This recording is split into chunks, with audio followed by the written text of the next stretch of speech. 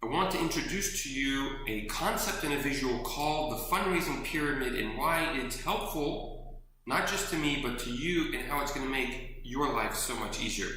Hi, I'm Brice Sokolowski, founder and host of CatholicFundraiser.net, whose sole purpose is to help you along your way fulfill your vocation, especially in the aspect of fundraising. Now, with fundraising, usually what I found that we have to juggle a lot of different types of responsibilities. We've got to find donors, we've got to ask donors, and we've got to keep donors. And sometimes what I find, at least in my experience, and you probably feel the same way too, is we can get very siloed in our thinking or in our activities, where we're looking for donors, and then all of a sudden we're forgetting to ask them. And then at the same time, we're completely forgetting about our current donors, and then they disappear. So as you recruit a new donor, one's out the door.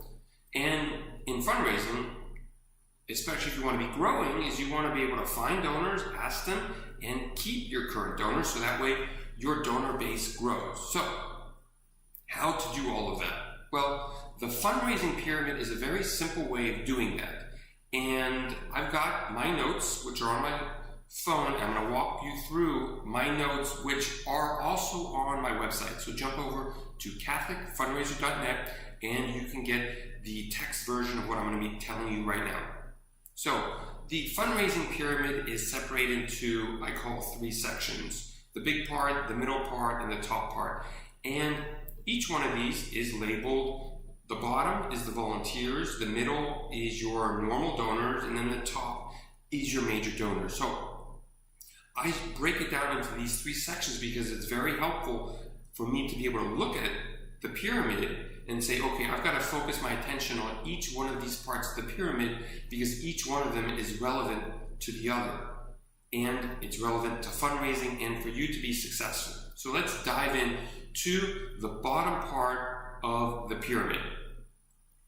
Okay, the bottom part of the pyramid, and I'm looking at my notes, consists of primarily volunteers and people that you're connecting with. And it's the biggest part of the pyramid because most people are going to be in this part of the pyramid. Most people, you're not going to have all donors or all major donors in your network, in your community. Most of the time, it's just people that you know and your volunteers. So you have to be focusing your attention on the bottom of the pyramid, because we'll look into this later on in the other 2 parts of the pyramid, is that this base is the base for both current donors, regular donors, and major donors. So you've got to be focusing on your base, and that means growing the number of people that you're connected with and your volunteers. Instead of asking people immediately, hey, will you donate? You can instead ask them to volunteer. Most people are happy to do some type of activity to help you. It's not to say that they're going to spend an entire day helping you, but they'll do little things and you have to manage them. And the reason I say this, and I try and link everything that I do with my fundraising with the Catechism. And so Catechism 1879 says, through the exchange with others, mutual service and dialogue with his brethren, man develops his potential. He thus responds to his vocation. Now, it's important to highlight the words exchange, mutual, and dialogue. So this base, you've got to make sure that you can call it a 2-way street, that you're collaborating with them, because this is how you're going to fulfill your vocation. Your vocation is not just, hey, get me donations so I can do what I want to do.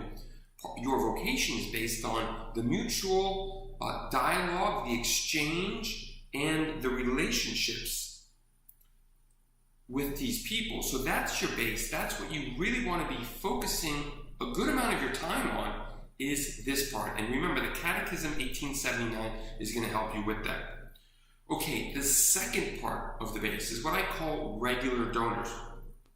So regular donors is, where do these people come from? They come from the base. They come from the volunteers, the people that you're exchanging dialogue with, this mutual service, you're building a relationship, and it's out of these people that you're going to find your donors. So don't just look for donors, look for people who are mutually exchanging with you, dialoguing, sharing with you.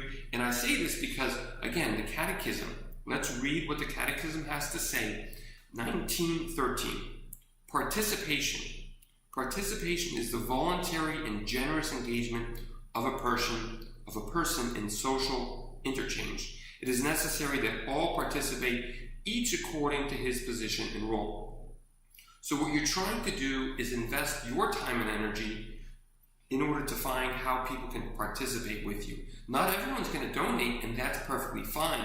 But by working with this mindset of the Catechism and how you're going to be working with other people to fulfill your vocation and get donations, you've got to be looking at each according to, as the Catechism says, position and role. So in this section of the pyramid, you've got to be asking people. Now we're going to talk about the top part of the pyramid. And the top part of the pyramid is major donors. And the reason it goes from big to medium to small is you're not going to have a lot of people up here, but that's fine.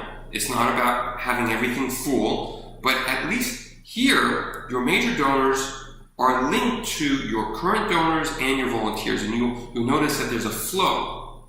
There's a flow from people being part of your community, becoming a donor, and becoming a major donor. So as you're trying to look for new donors and asking people for donations, this pyramid helps you remember, recognize, and keep active in all parts of where people are. It's not just looking for donors, it's not just looking for major donors, it's looking for people in your community, volunteering, mutual dialogue, exchange, service between you and them, and then going to donors, people giving based on their role and what they can do, to major donors. And I say this because Catechism again. Let's review the Catechism, 1948. 1948 says, solidarity is an eminently Christian virtue.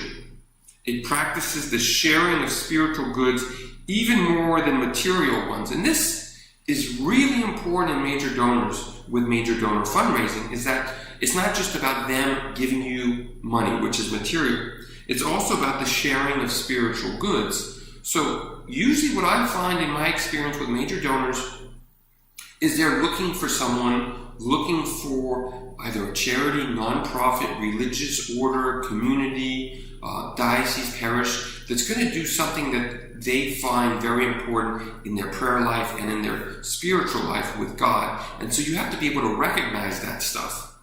And when you do, you're going to find major donors. So it's not just about finding who's got what you think is a checkbook or a large sum of money that they can donate to you. It's looking again at this. And if you do this, you're going to find major donors. And if you do this in light of the middle and the bottom, you're going to be so much more successful in your fundraising. So think of fundraising as a pyramid, and always manage each part of the pyramid, and you're going to do much better in your fundraising. So one last thing, I want to ask you a question.